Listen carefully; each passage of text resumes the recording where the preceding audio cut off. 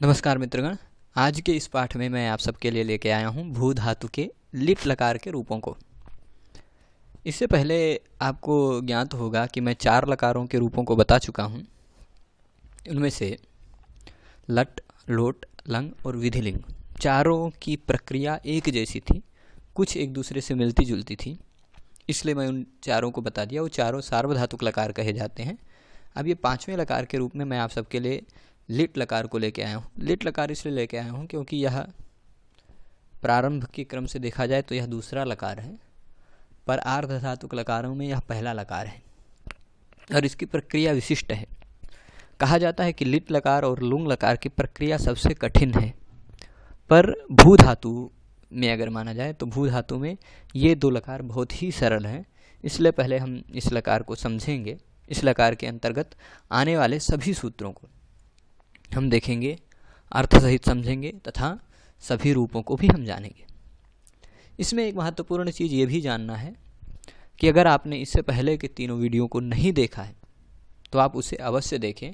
जिससे पहले वीडियो को, लट लकार के वीडियो को तो ज़रूर ही देखें, क्योंकि उसको देखने से आपको यह पता चलेगा कि धातु क्या होता है, लकार क्या होता है, और क्यों धातु के बाद हम लकार ही लगाते हैं, क्यों धातु के बाद इत्यादि जितनी भी आपकी समस्याएं होंगी वो उसमें समाधान मिलेंगे। और भी यदि आपको कोई समस्या होती है, कोई प्रश्न होता है, किसी भी सूत्र के अर्थ को विस्तार से समझना है तो आप हमें कमेंट के द्वारा भी बता कर समझ सकते हैं। तो सबसे पहले पेज में हम जाते हैं। भू धातु से हमने लिट लकार किया। भू से लिट, भू एक धातु है, उससे हमने लिट लकार किया। देखिए, चाहे भू धातु से लट करेंगे तो अलग सूत्र लगेंगे, भू धातु से लिट करेंगे तो अलग सूत्र लगेंगे, भू धातु से लुंट करेंगे तो अलग सूत्र लगेंगे, और लिट करेंगे, लंग करेंगे, लुंग करेंगे, कोई भी करेंगे, अलग अलग सूत्रों हैं उसके लिए। तो हम लिट कर रहे हैं तो क्या होता है? अब ये भू धातु एक ही है, लट करते हैं तो अलग अर्थ होता है, लिट करते हैं तो अलग अर्थ होता है, तो इसलिए अलग प्रक्रिया होती है। लट करेंगे तो क्या अर्थ होता है? वर्तमान, वर्तमाने लट। पर लिट करेंगे तो क्या अर्थ होगा? परोक्ष भूतकाल, केवल परोक्ष भूतकाल। भूतकाल के लिए संस्कृत वाङ्मय में 3 अलंकार हैं। 3 अलंकार नहीं, 3 लकार हैं, क्षमा करें। कौन कौन से हैं? लिट लकार, लंग लकार और लुंग लकार।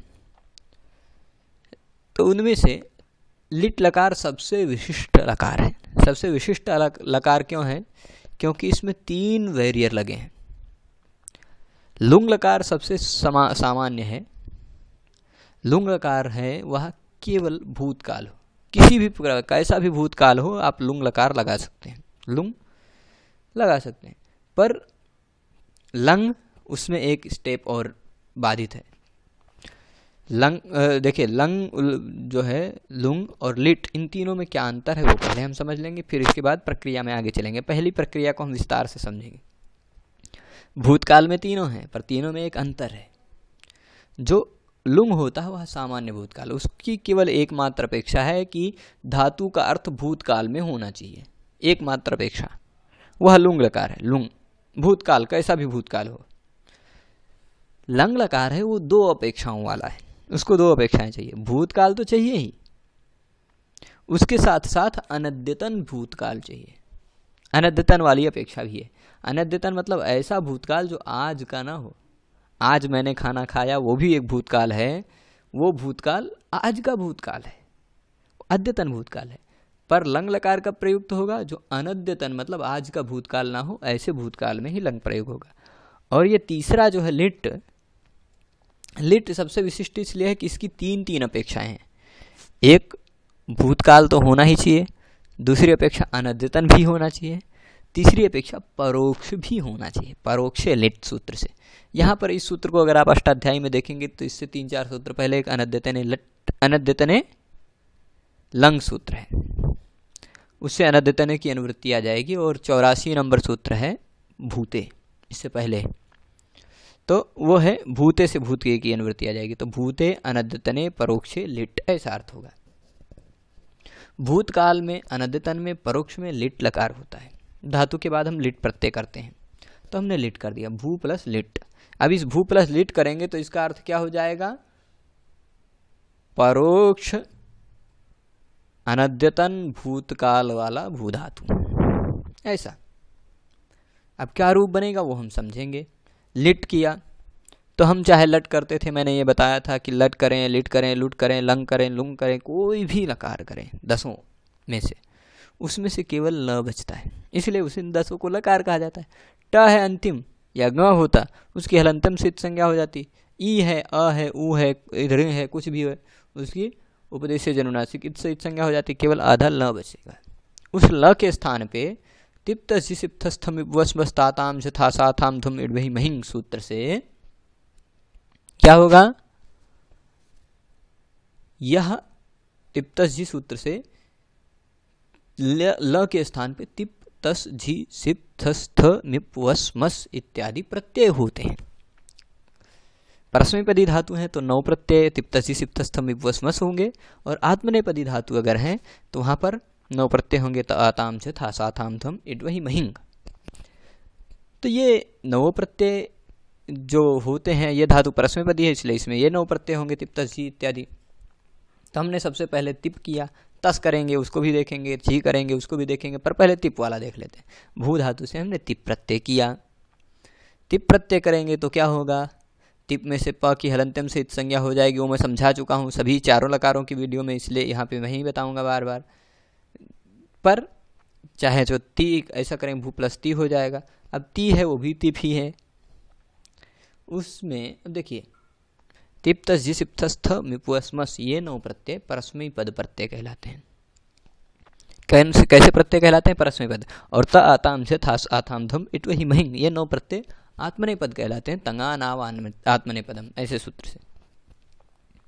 तो आत्मने पद हैं वो सूत्र, वो सभी, ये परस्मै पद है।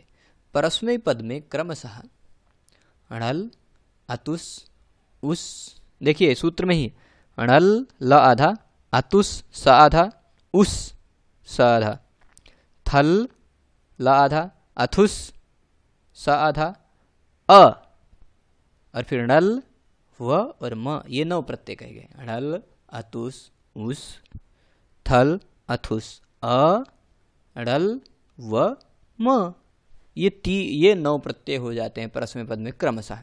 अगर तिप है तो उसके जगह पे अणल, तस है कि तो उसके जगह पे अतुस, झी है तो उसके जगह पे उस, और फिर उसके बाद सिप है तो उसके जगह पे थल, फिर थस है तो उसके जगह पे अथुस, और थ है तो उसके जगह पे अ, और फिर मिप है तो उसके जगह पे अणल, वस के जगह पे व, मस के जगह पे म। ये 9 प्रत्यय हो जाते हैं परस्मै पद में लिट लकार में। यह केवल सूत्र लिट लकार का है। परस्मै पद में लिट में 9 प्रत्ययों के स्थान पे ये 9 आदेश हो जाते हैं। तो तिप के स्थान पे क्या हो गया? अणल। अब अणल में क्या बचेगा? केवल अ। केवल अ कैसे बचेगा? क्योंकि अगर कुछ भी विधान किया गया है सूत्र के द्वारा, उसमें अंतिम वर्ण व्यंजन है तो हलंतिम से उसकी संज्ञा हो जाएगी, ऐसा नियम है। और अगर वह प्रत्यय है तो प्रत्यय का पहला वर्ण यदि चवर्ग और टवर्ग में आता हो तो चुटू से उसकी इत संज्ञा हो जाती है। चुटू सूत्र कहता है। इत संज्ञा प्रकरण का भी आप सूत्र एक वीडियो देख सकते हैं, मैंने बनाया है, मेरे चैनल पर उपलब्ध होगा वो इत संज्ञा वाला वीडियो। उसमें भी किस वर्ण की इत संज्ञा किस सूत्र से होती है। चवर्ग और टवर्ग आता हो, चछ जझया टठ डढ़ना, अगर प्रत्यय के पहले वर्ण के रूप में आते हों तो उनकी भी इत संज्ञा हो जाती है। तो यहाँ प्रत्यय के पहले वर्ण के रूप में अण आया है, उसकी भी इत संज्ञा हो गई, ल की भी इत संज्ञा हो गई, बचा अण और ल के बीच में रहने वाला अ, इत संज्ञा हुई तो तस्य लोपा से दोनों का लोप हो गया, बचा केवल अ, भू प्लस अ, ऐसी स्थिति पहुंची हम, तो इस स्थिति पर पहुंच गए। अब एक सूत्र है, यह केवल भू धातु पे लगता है। इस सूत्र में 2-3 शर्तें हैं, वो हम समझेंगे। यह सूत्र कहता है भू धातु होनी चाहिए, ठीक, लुंग लकार होना चाहिए या लिट लकार होना चाहिए। तो यह लिट लकार वाला है। भुवो लुंग लिटो हो वुक, यहाँ क है, क को ग हो गया है, झलाम जस, झलाम जस होते से क को ग हो गया है, जस हो गया है। तो भू को वुग हो जाता है लुंग लिट में। लुंग और लिट लकार हो तो भू को वुक हो जाएगा। वुक क्या है? एक प्रकार का आगम है। पर अब देखिए शर्त एक और है, शर्त एक और है। वो शर्त क्या है? पहला शर्त थी वो भू धातु होना चाहिए, दूसरा शर्त वह या तो लुंग लकार या तो लिट लकार होना चाहिए, और तीसरा शर्त यह है कि प्रत्यय जो है ना, जो लकार का प्रत्यय है उसका पहला वर्ण अच होना चाहिए, यानी स्वर होना चाहिए। वो यहाँ नहीं दिया गया सूत्र में, वो दूसरे सूत्र से अनुवृत्त होकर आता है, पर अर्थ ये समझिए कि भू धातु में अगर प्रत्यय का पहला वर्ण कोई स्वर हो और वह लुंग लकार या लिट लकार हो तो वुक आगम होता है। आगम मित्र की तरह होता है, मित्र की तरह होता है तो उसके आगे या पीछे बैठ जाता है। अगर क लगा हुआ है आगम में तो वह पीछे बैठेगा, अगर आगम में ट लगा हुआ है, अट आट इत्यादि आगम है तो वह आगे बैठेंगे। तो भू धातु से विधान किया गया है तो भू धातु के पीछे यानी भू धातु के बाद में, क्योंकि क लगा है तो क बाद में आद्यंतो टकितो एक ऐसा नियम है। टित हो, ट की संज्ञा वाला हो तो वो आदि में आता है, अट जैसे पहले आ जाएगा। कित है तो वह बाद में अंत में आएगा। तो भू के अंत में वुक जुड़ गया, वुक जुड़ा। वुक में क्या है, क की हलंत्यम से इत संज्ञा हो जाएगी, ऊ की उपदेश से जनुनासिक इत से इत संज्ञा हो जाएगी, तस्य लोपा से लोप हो जाएगा, केवल व आधा बचेगा। भू व अ, प्रत्यय का पहला वर्ण स्वर था इसलिए वुक आगम हुआ, किसको, भू को। अब देखिए एक ऐसा नियम है, यदागमाः तद्गुणीभूताः तद्ग्रहणेन गृह्यन्ते। परिभाषेन्दु शेखर एक ग्रंथ है, उस ग्रंथ में ये परिभाषा मिल जाएगी।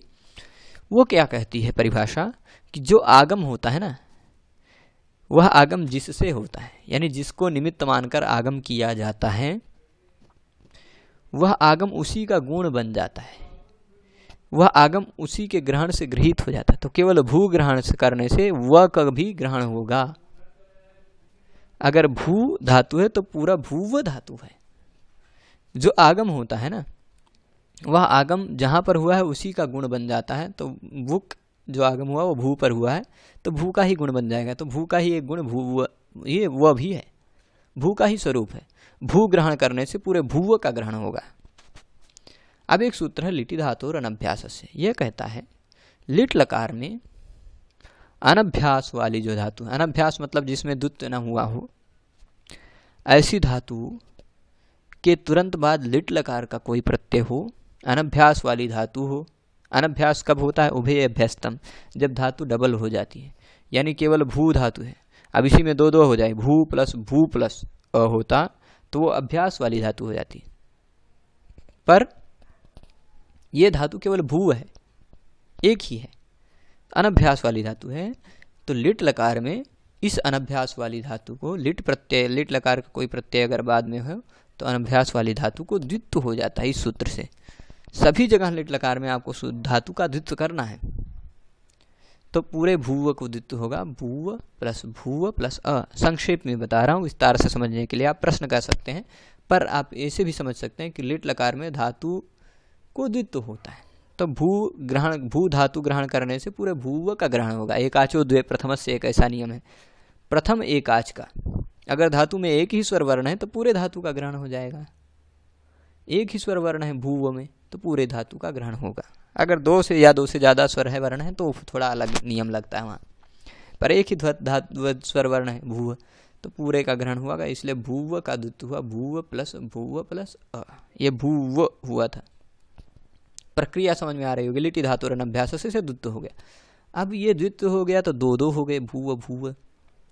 इसमें पहला वाला जो भूव है उसको अभ्यास कहा जाएगा। सूत्र कौन सा, पूर्वोभ्यास। पूर्व वाला जो है वो अभ्यास कहा जाता है और दूसरे वाले को आम्रेडित कहते हैं, तस्य परमाम्रेडितम सूत्र से। पर वाला है वो आम्रेडित कहलाता है। पर हमको अभ्यास से वाले से मतलब है, आम्रेडित वाले से मतलब नहीं है। देखिए अब आम्रेडित वाला केवल हमेशा भूव ही रह जाएगा, पर अभ्यास वाला बदलेगा भी, बहुत कुछ बदलेगा। पूर्वोभ्यास क्या कहता है कि पूर्व वाला जो हुआ द्वित्व हुआ तो पूर्व वाले को अभ्यास कहते हैं। और उसमें अभ्यास में हलादि शेषः, अभ्यास में आदि हल, आदि व्यंजन वर्ण। अगर अभ्यास में एक से ज़्यादा व्यंजन वर्ण है, ठीक, अभ्यास में एक से ज़्यादा व्यंजन वर्ण है तो केवल आदि ही हल शेषः, आदि हल ही बचता है और सभी हल और सभी व्यंजन लुप्त हो जाते हैं। अगर अभ्यास में एक से ज़्यादा व्यंजन है तो केवल पहला व्यंजन बचेगा और सभी व्यंजन गायब हो जाएंगे। तो भूव में भ और व दो व्यंजन है तो पहला वाला ही व्यंजन केवल बचेगा भ और व गायब हो जाएगा। अन्य हलह लुप्यन्ते, अन्य व्यंजन वर्ण लुप्त हो जाएगा, तो वह लुप्त हो जाएगा। भ ऊ केवल बचा। ऊ तो स्वर वर्ण है, इसका कोई शर्त ही नहीं है, ये तो बचेगा ही। केवल व्यंजन के लिए सूत्र है। व्यंजन अगर एक से ज़्यादा है तो जो बाद वाले व्यंजन है केवल पहला व्यंजन बचेगा और सभी लुप्त हो जाएंगे। तो ये हो गया, केवल भू बचा, भू भूव अ। अब ये सूत्र है ह्रस्वः। ये सूत्र भी अभ्यास में लगता है। अभ्यास में अगर कोई दीर्घ वर्ण आता है तो उस दीर्घ वर्ण को ह्रस्व हो जाता है, तो उ हो गया, भू को भू हो गया, दीर्घ को ह्रस्व हो गया। अभ्यास में ही ये केवल ह्रस्व करता है। अभ्यास में यानी पहले में जो दो है, दो में पहले को अभ्यास कहा जाएगा। अभ्यास में अगर पहला वर्ण कोई दीर्घ आता है, अभ्यास में कहीं दीर्घ आता है तो उस दीर्घ को ह्रस्व कर दिया जाता है, तो भू को भू हो गया, भूव अ वैसे का वैसा है। अब एक सूत्र है अभ्यासे चर्चा। ये सूत्र कहता है अभ्यास में चर भी होता है, अभ्यास में चर भी होता है, पर ये समझ लीजिए अभ्यास में झल के स्थान पे जस हो जाता है और खय के स्थान पे चर हो जाता है।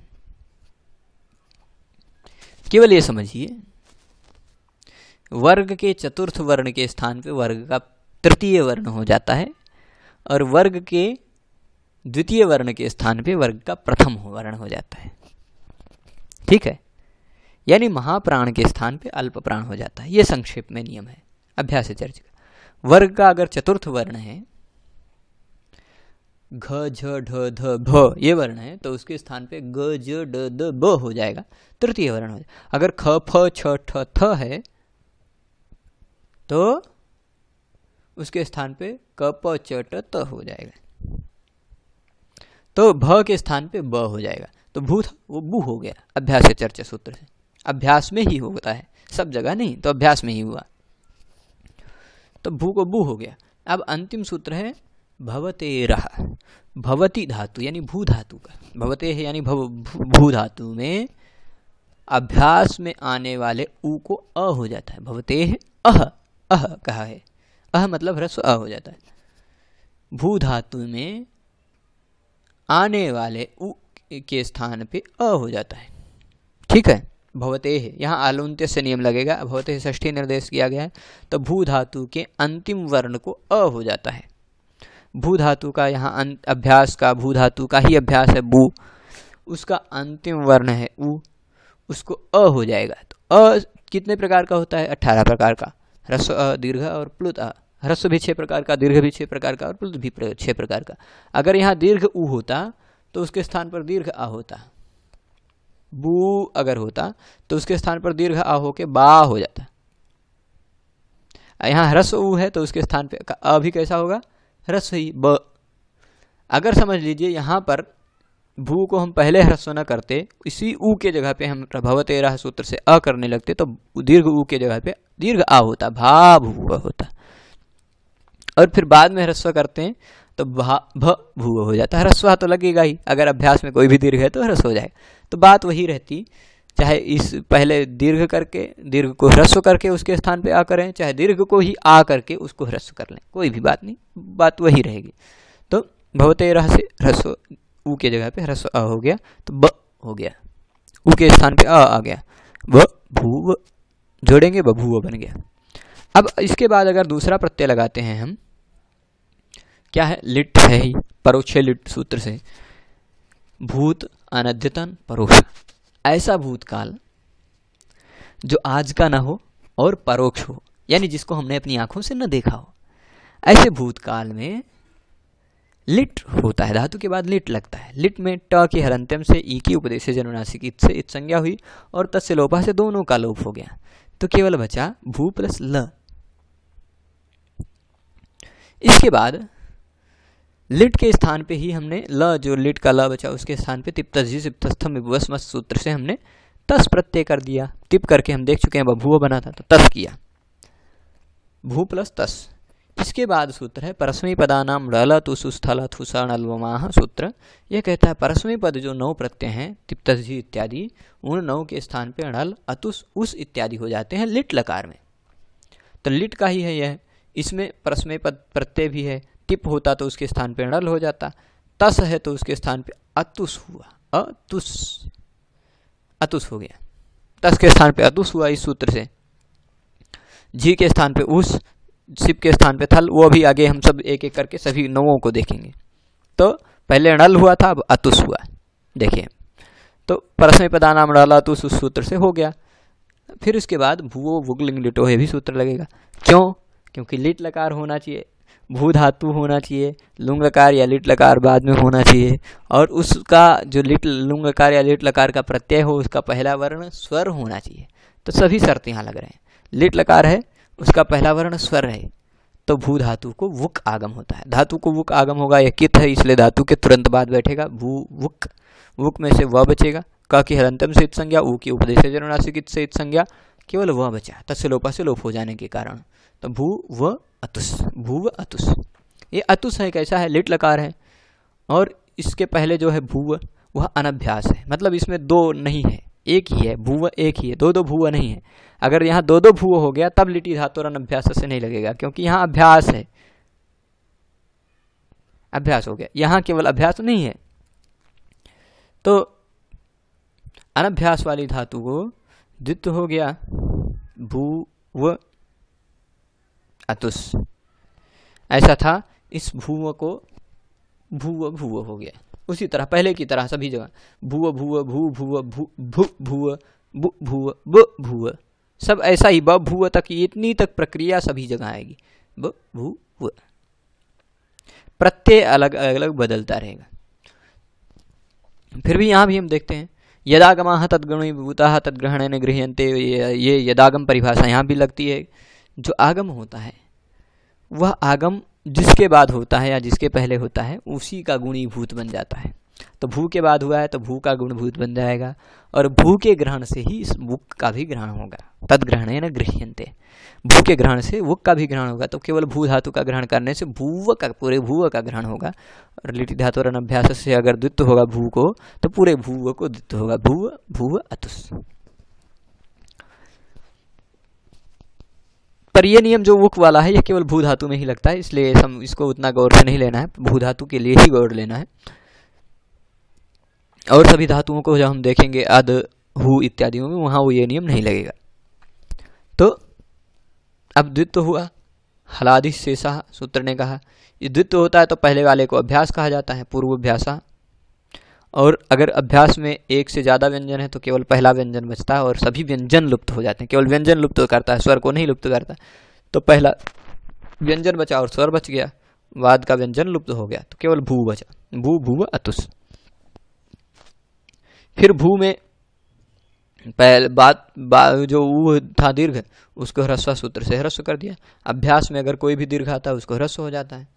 अभ्यास से चर्चा कहता है वर्ग के चतुर्थ वर्ण के स्थान पे वर्ग का तृतीय वर्ण हो जाता है, वर्ग का द्वितीय वर्ण के स्थान पे वर्ग का प्रथम वर्ण हो जाता है। तो यहाँ चतुर्थ है, उसके स्थान पर तृतीय वर्ण ब आ गया, भ के स्थान पे ब हो गया, तो भू के स्थान पे बू हो गया। अभ्यास से चर्चा सूत्र से भू भूव अतुस, भू अतुस वैसा ही रहेगा। अब भवतेरह सूत्र वही लगा।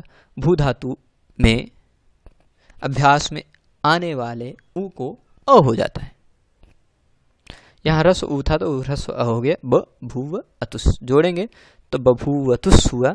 यहाँ प्रश्न ये होता है, अतुस में जो स है वह अंतिम व्यंजन है, अंतिम वर्ण है और व्यंजन भी है, तो हलंतम से संज्ञा होनी चाहिए थी पर नहीं होती, क्योंकि यह विभक्ति प्रत्ययों में है। विभक्ति प्रत्यय तिप्त तजिप्त स्थम विवस मस इत्यादि 18 प्रत्यय और सु ओजस इत्यादि 21 प्रत्ययों में आने वाले तवर्ग स और म की संज्ञा नहीं होती, न विभक्तो तुस्मः। तो ये स है, विभक्ति प्रत्यय तस, तस के स्थान पे आया है तो इसलिए तस, ये भी तस माना जाता है, इसलिए इसमें भी आने वाले स की संज्ञा नहीं होगी। अगर तस विभक्ति प्रत्यय है तो अतुस भी विभक्ति प्रत्यय है, क्योंकि उसी के स्थान पे आया है। प्रोफेसर के स्थान पे प्रोफेसर ही नियुक्त होगा ना, तो तस के स्थान पे अतुस नियुक्त हुआ, वो भी विभक्ति प्रत्यय ही है। तो विभक्ति में आने वाले स की तवर्ग स और म अगर अंतिम के वर्ण के रूप में आते हो तो उसकी संज्ञा नहीं होती। तो स की संज्ञा नहीं हुई, उसे स के स्थान पे रू से रू हो गया, और रू के स्थान में जब र बचा, उपदेश जनुनासिक से ऊ की संज्ञा हुई तो सलोपा सलोप हो गया, केवल र बचा, तो क्या हो जाएगा, र के स्थान पे खरवस आने और विसर्जन यहाँ सूत्र से विसर्ग हो जाएगा। रुत यानी रू करेंगे और विसर्ग करेंगे तो अतुस का अतुह बन जाएगा। अतुस का क्या बनेगा? अतुह, और जोड़ेंगे तो बभूवतुः। इसी तरह अगला है झी प्रत्यय करेंगे।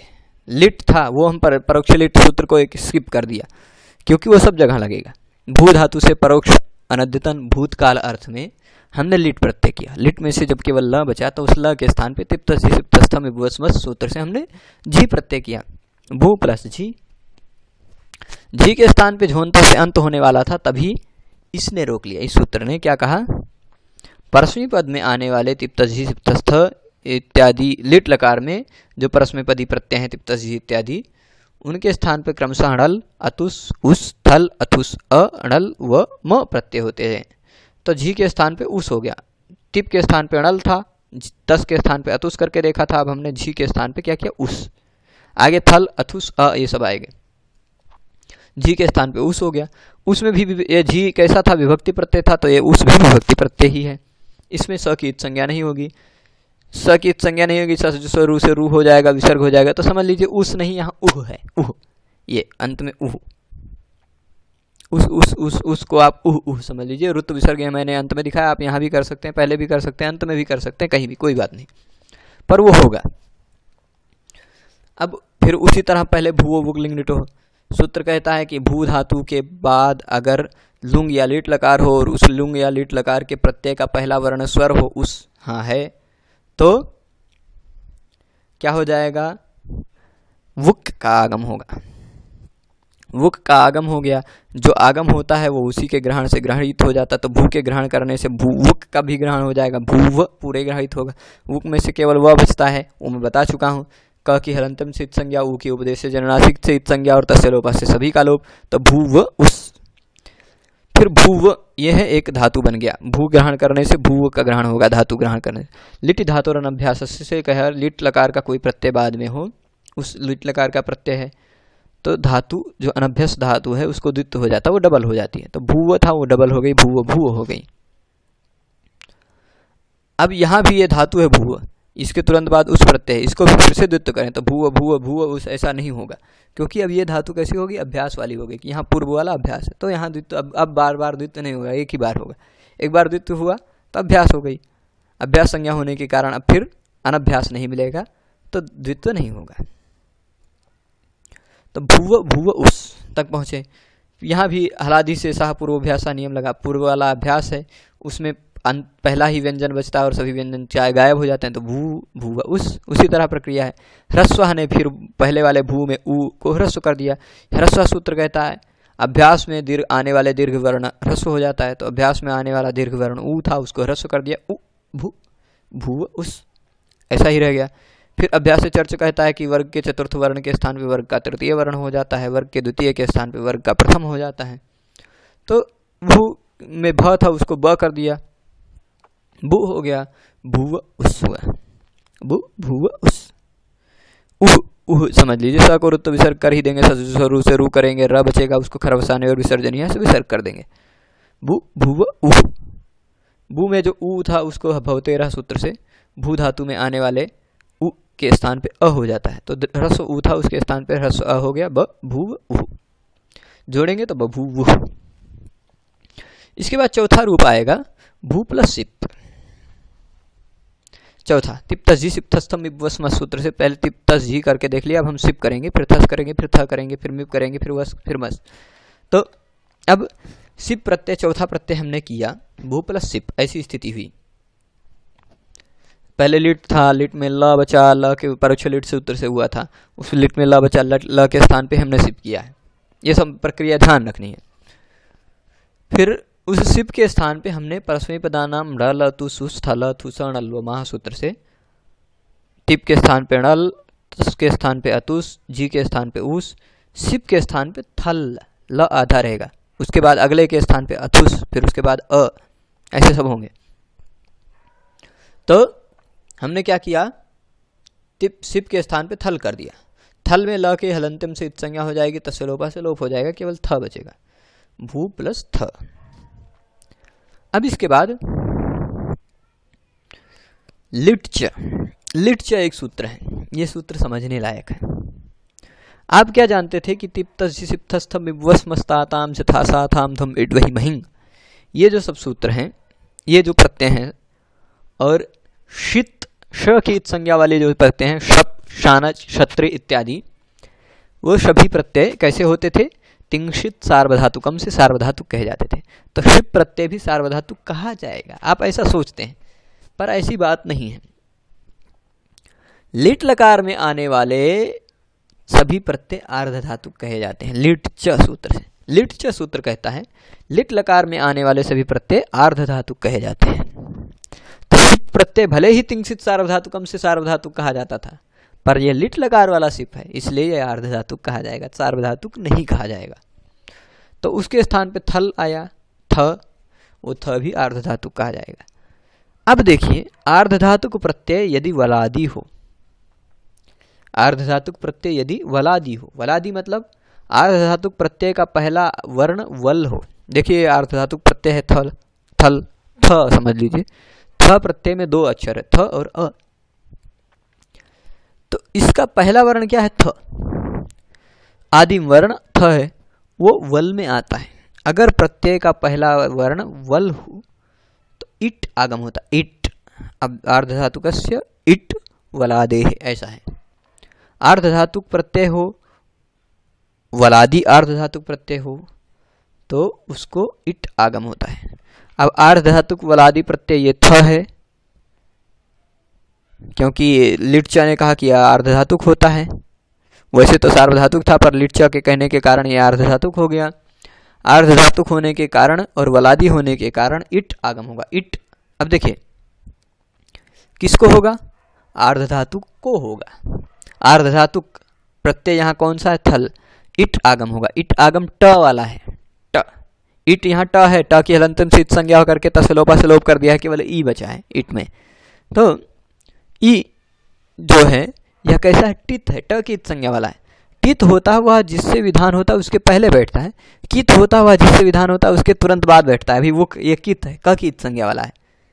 वो भू से विधान हुआ तो भू के बाद में बैठेगा, ये थल से विधान हुआ तो थल के पहले बैठेगा। जो टित होता है वो पहले, कित होता है वो बाद में। ये सब नियम ध्यान रखना। आद्यंतो टकितो, इस सूत्र को मैं समझाया हूँ अष्टाध्यायी समझाते समय, आप उस सूत्र को उसको देख सकते हैं वीडियो में समझने के लिए। तो इट है इसलिए पहले बैठा, तो भू ई थ हो गया। अब ये देखिए ई थ हुआ ना, यदागमः तद्गुणीभूतः तद्ग्रहणेन गृह्यन्ते, एक ऐसा नियम है जो आगम होता है वो उसी का गुण बन जाता है और उसी के ग्रहण से गृहीत हो जाता है। तो थल ऐसा प्रत्यय के ग्रहण करने से थल का ग्रहण नहीं होगा, इथ का ग्रहण हो गया, इथ। अब प्रत्यय कैसा हो गया? इथ प्रत्यय हो गया, क्योंकि ये आगम प्रत्यय ग्रहण करने से जो थ का ग्रहण होता था वो थ का एक गुण बन गया ई भी, इथ। तो प्रत्यय का कैसा हो गया? इथ। अब प्रत्यय का पहला वर्ण ई हो गया। अगर प्रत्यय लिट लकार में या लुंग लकार में प्रत्यय का पहला वर्ण स्वर हो और वो भू धातु हो तो वुक आगम भी होता है। तो प्रत्यय का पहला वर्ण अभी तो था लेकिन अब ई हो गया, तो इसलिए वुक आगम हो जाएगा। वुक आगम होगा, वह कित है इसलिए भू के तुरंत बाद बैठेगा, तो वह केवल बचा भू व ई थ। क की हलंतम से इत संज्ञा, ऊ की उपदेश जनुनासिक से इत संज्ञा, तस्लोपा से दोनों का लोप, केवल वह आधा बचा, भू व ई थ। प्रत्यय कैसा है? इथ प्रत्यय। यहाँ इथ लिट लकार का प्रत्यय कैसा है? इथ। ई का आगम हुआ है और थ प्रत्यय, तो आगम भी उसी का उसी में गृहीत हो जाता है। लिट लकार का प्रत्यय यहाँ इथ है, उसके तुरंत पहले अनभ्यास धातु कैसी है? भूव, क्योंकि भू ग्रहण करने से भूव का ग्रहण होगा। कित आगम भूव हुआ है तो वो उस भूव को द्वित्व हो जाएगा, भूव भूव ई थ, ऐसा हो जाएगा इथ। भूव भूव, पहला वाला जो भूव है वो पूर्वाभ्यास से अभ्यास कहा जाएगा, और हलाधि शेषा से उसमें केवल पहला व्यंजन वर्ण बचेगा और सभी व्यंजन वर्ण चले जाएंगे। अगर 3-4 व्यंजन होते तो भी सभी चले जाते, पर यहाँ 2 ही है तो दूसरा चला गया, केवल भू बचा, भू भूव इथ। फिर ह्रस्व ने कहा अभ्यास में अगर कोई दीर्घ वर्ण हो ह्रस्व हो जाता तो भू भूव इथ। अभ्यास चर्चा ने कहा कि अभ्यास में आने वाले वर्ग के चतुर्थ वर्ण को वर्ग का तृतीय वर्ण हो जाता है, और भी है द्वितीय को प्रथम हो जाता है। मतलब ऐसा है, झलाम झल के स्थान पे चर हो जाता है, खय नहीं, झल के स्थान पे जस और ख के स्थान पे चर, ऐसा नियम है।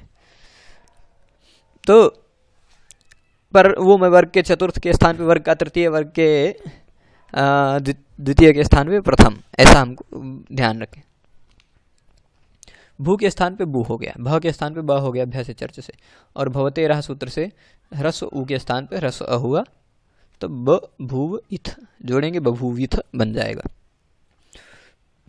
अब थल प्रत्यय लगाएंगे, सिप के बाद थस, क्षमा करें, हम तिप तस जी सिप के तक देख चुके हैं। थस भू धातु से लिट किया हमने परोक्ष लिट सूत्र से, भूतकाल अनद्यतन परोक्ष अर्थ में। परोक्ष मतलब जिसको हम देखे ना हो अपनी आंखों से, जैसे दशरथ राजा हुए थे उसको हमने नहीं देखा है, तो दशरथा राजा बभूव ऐसा प्रयोग करेंगे। तो अब देखिए क्या है, थस प्रत्यय हमने किया मध्यम पुरुष द्विवचन वाला, सिप थस वाला के बाद लिट के ल बचा, उस ल के स्थान पे थस किया हमने, भू प्लस थस हुआ। थस के स्थान पे क्या हो गया, ढलतुस स्थलथुस अणल व महा सूत्र से अथुस हो गया। तिप के स्थान पे अड़ल, फिर अतुस, फिर जी के स्थान पे उस, फिर सिप के स्थान पे थल, हम देख चुके थे यहाँ तक। अब थल थस के स्थान पे अथुस, फिर इसके बाद अ, अड़ल व म, ये चार बाकी हैं, इन चारों को भी हम देखें। तो थस के स्थान पे अस्थुस कर दिया हमने। फिर उसी तरह पहले की तरह ही भूव वुक लिंग लिटोह से, क्योंकि अथुस प्रत्यय का पहला अक्षर अ है, स्वर वर्ण है, और भू धातु है, लिट लकार है, तो वुक आगम हो गया। वुक आगम कित है, कित होने के कारण यह इसी आगम का गुणीभूत हो जाएगा, भूव बन गया। वुक में से क की हलंतम से संज्ञा, वो की उपदेश जनुनासिक कित से संज्ञा, तो सलोपा से लोप हो गया, वो बचा भूव अथुस। भूव धातु है अथुस प्रत्यय। अथुस लिट लकार का प्रत्यय है, इसलिए लिटी धातु और अनभ्यास से भूव को द्वित्व हो गया, भूव भूव अथुस हो गया। अब ये जो अथुस भूव भूव अथुस हुआ, उसमें पहला वाला भूव पूर्वोभ्यास सूत्र से अभ्यास कहा जाएगा। और अभ्यास में अगर एक व्यंजन से ज़्यादा व्यंजन हो तो बाद में आने वाले सभी व्यंजन लुप्त हो जाते हैं। बाद में आने वाला यह व्यंजन वह लुप्त हो गया हलादि शेषा सूत्र से, तो केवल भू बचा, भू भूव अथुस। ह्रस्व ने कहा कि अभ्यास में अगर कोई दीर्घ वर्ण आता हो तो वो ह्रस्व हो जाता है, तो भू भूव अथुस हो गया। और अब वर्ग के चतुर्थ वर्ण के स्थान पर वर्ग का तृतीय वर्ण हो जाता है अभ्यास चर्च सूत्र से, तो तृतीय हो गया, भू के स्थान पे बू हो गया, भ के स्थान पे ब हुआ तो बू हो गया, बू भूव अथुस। फिर इसके बाद ह्रस्व उ के स्थान पे ह्रस्व अ हो गया भवते रह सूत्र से, तो ब भूव अथुस जोड़ेंगे तो बभूव अथुस होगा। स के स्थान पे हमने उसी पहले की तरह ही रसा सजुसो रू से रू करेंगे, रू में से ऊ बच ऊ का लोप हो जाएगा, उपदेश जो नासिक से संज्ञा होकर तस्लोपा से लोप होगा। फिर र बचेगा, र को खरवसा ने विसर्जन यहाँ से विसर्ग कर देंगे तो अथु हो जाएगा, जोड़ेंगे ब भूव अथु बनेगा बभूव अथु। इसके बाद जब हम थस के बाद कौन सा प्रत्यय होता, थ, टिप तस जी सिप थस थ, लिट का ल बचा, ल के स्थान पे हमने थ प्रत्यय किया, मध्यम पुरुष बहुवचन वाला, तो थ के स्थान पे क्या हो जाएगा, परस्मै पदानाम ढल तुसुस थल थुस अ, यहाँ स के बाद जो अ है वो अ हो जाएगा, थ के स्थान पे अ होगा, नल अतुस उस थल अथुस अ, ढल व म, ऐसा समझना हमको। बहुवचन है, माह कह दिया, म है, पर उसका बहुवचन करने के बाद वो रामः, जैसे राम रामो रामः, तो माँ को बहुवचन माह, अ हो गया भू। फिर इसके बाद क्या किया, भू अ प्रत्यय का पहला वर्ण अ ही है, अंतिम वर्ण भी अ ही है, आद्यंत वदेकस्मिन् ऐसा नियम है। एक ही वर्ण है तो वही पहला भी होता है, वही अंतिम भी होता है। जैसे किसी के एक ही बेटा है तो उसका पहला भी बेटा वही है, अंतिम बेटा भी वही है।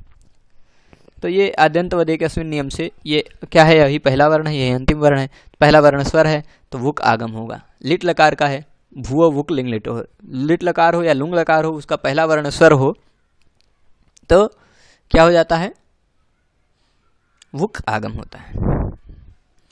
स्वर होगा तो वल रहेगा नहीं, इसलिए ईट आगम होगा नहीं, स्वर वर्ण है पहला वर्ण। अगर वल होता तो अर्ध धातु का सेठ वलाधे से ईट आगम भी हो जाता, पर यहाँ स्वर वर्ण रहता है तो इसलिए ईट आगम होता नहीं, पर भू धातु को कित वुक आगम होगा ही, भू वुक लुंग लिटो सूत्र से।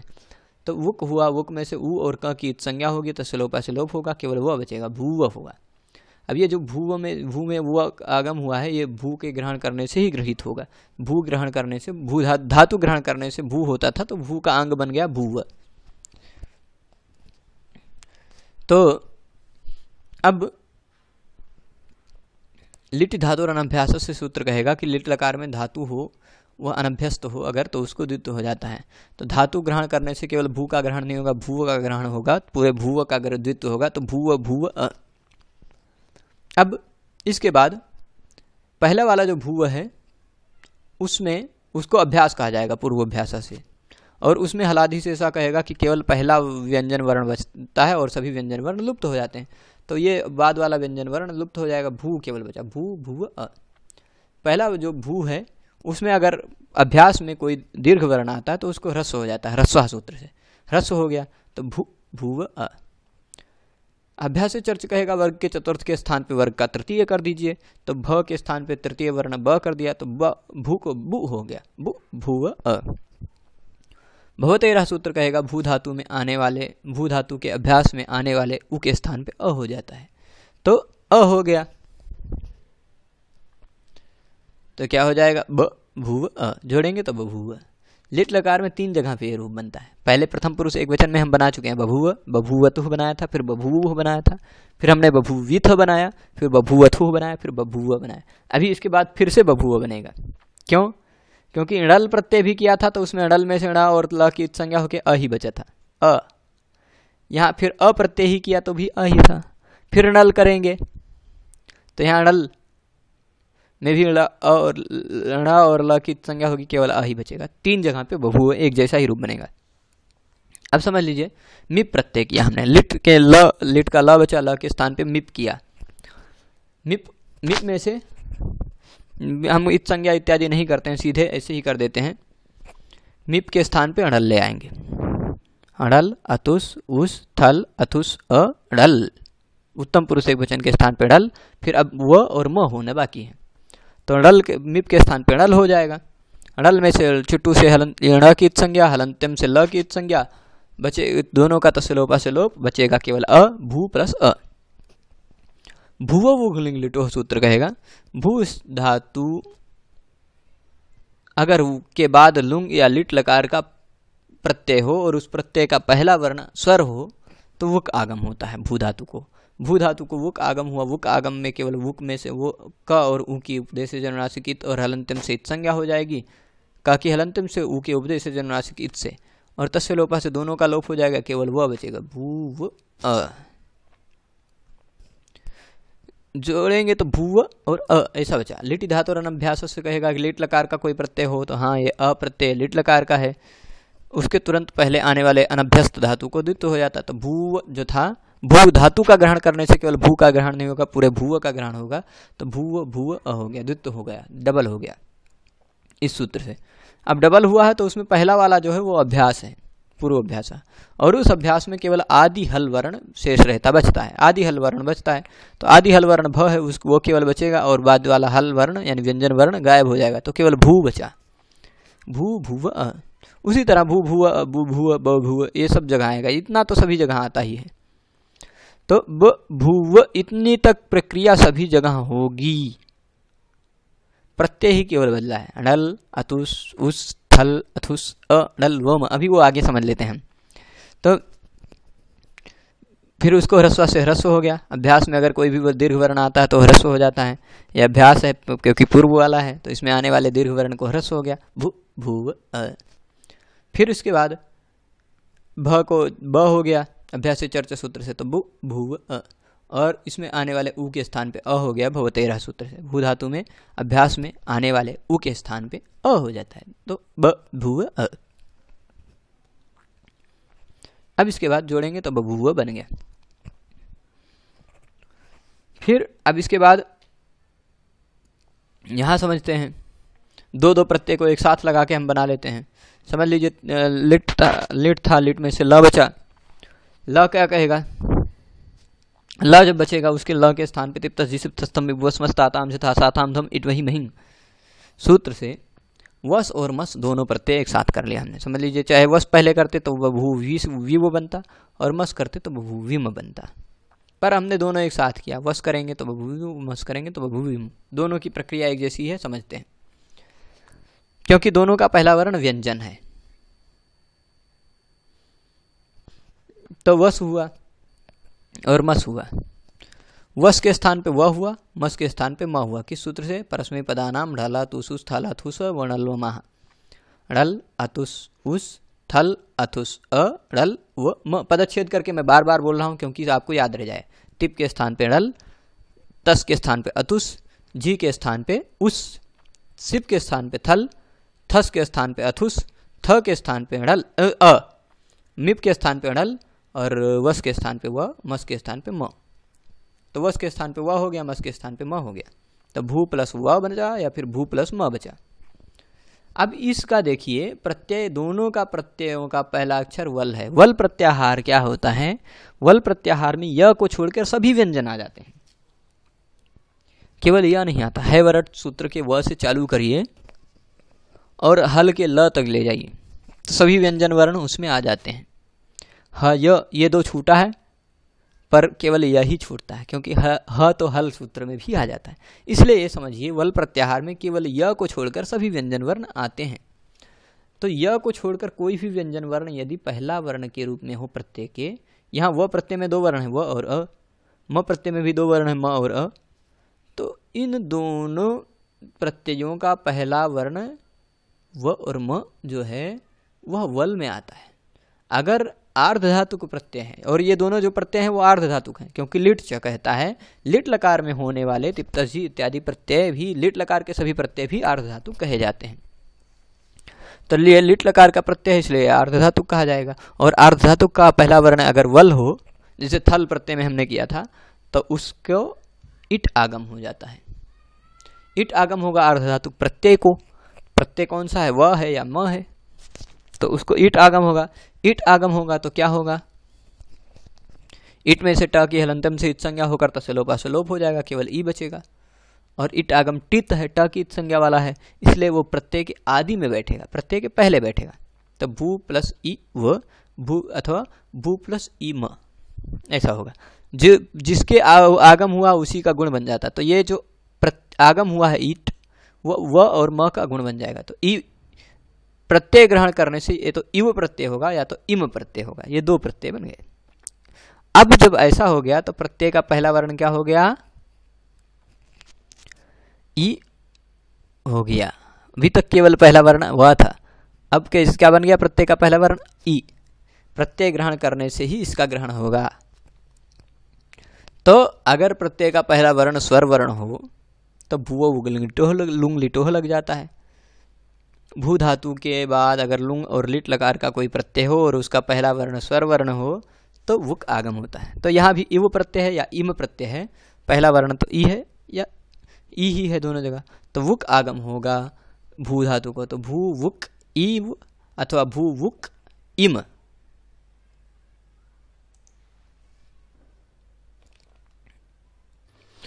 फिर उ को भवते रह सूत्र से अ कर देंगे तो अ हो जाएगा।